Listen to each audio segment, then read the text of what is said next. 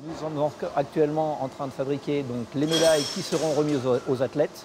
Il y a un peu plus de 200 médailles, je crois que c'est 220 exactement.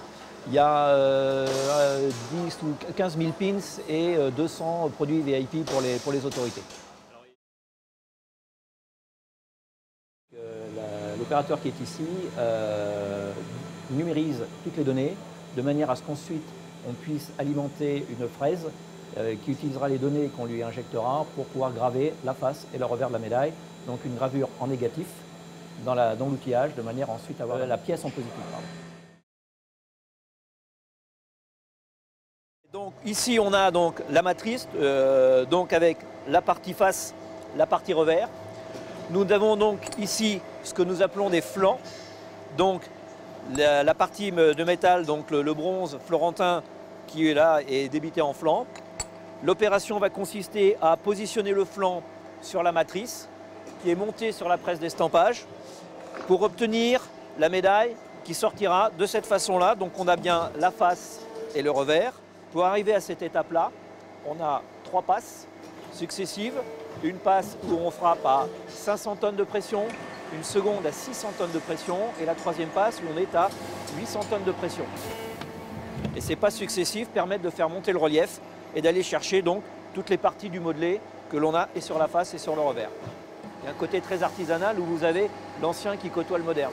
À côté de la machine numérique, on a des opérations avec des machines relativement anciennes, mais à chaque étape, c'est toujours la main de l'homme qui intervient, ce qui fait qu'on pourrait presque dire que chacune des médailles est pratiquement une pièce unique. Au niveau de l'opération, l'opérateur soude la bélière qui permettra par la suite de faire passer le ruban.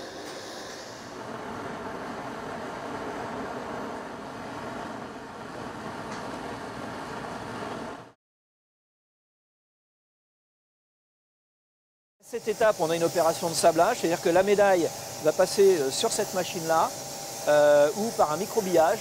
On va légèrement amener un effet de toile sur la médaille face et revers pour éviter d'avoir une surface très lisse et que sur l'étape de mise en couleur, en finition, à savoir soit le bronze, soit l'argenture, soit la dorure, on ait la matière qui puisse accrocher. Donc c'est ce qui se passe ici. Maintenant, on va lui donner une couche d'oxydation et après faire la patine pour lui donner son aspect final.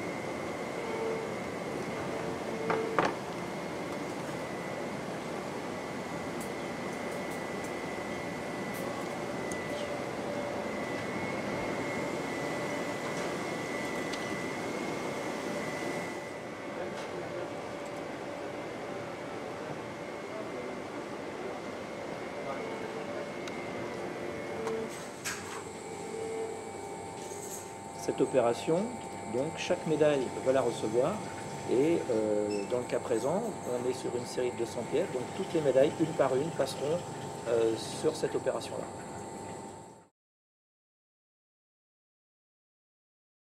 On va utiliser une métaphore sportive, on va dire qu'on est dans le shoot final.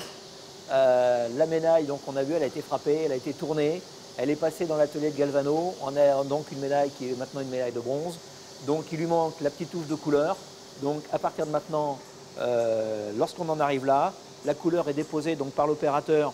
Donc là encore, on est dans une opération manuelle où à chaque fois, tous les creux vont être remplis un par un au fur et à mesure.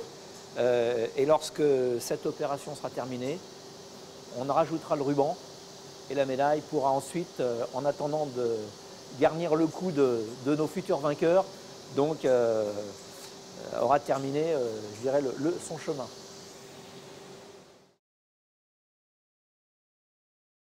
Ouais, on va passer la ligne finish. Donc là, la médaille reçoit, donc, comme on le voit ici, le ruban est préparé. Donc ensuite, le ruban est monté sur chacune des médailles. Donc pourquoi un ruban qui n'est pas bleu, blanc, rouge alors que les Jeux se passent en France? Ben non, le ruban est tout simplement aux couleurs de la Savoie.